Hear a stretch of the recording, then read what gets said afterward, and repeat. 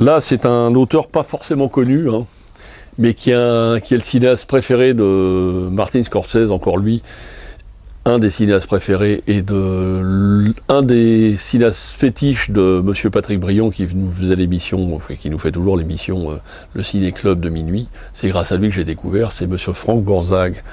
Alors normalement on prononce Borzaghi, mais moi je ne sais pas trop comment. C'est un cinéaste complètement méconnu américain du début du siècle dernier, puisque ses premiers films sont muets.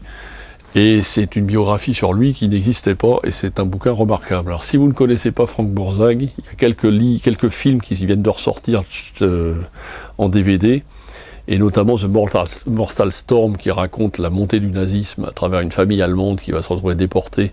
Un film génial des années 30 avec James Stewart.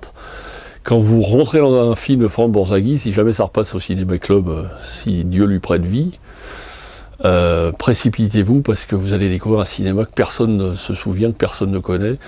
Et j'ai rarement vu des films à part peut-être les films de Douglas Sirk, mais beaucoup plus mélodramatiques,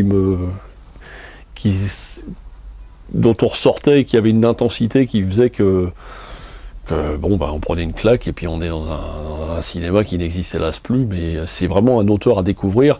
Il fait partie de toutes les cinémathèques, il est dans toutes les études de cinéma, tous les gens qui font des études de cinéma connaissent Frank Borzage.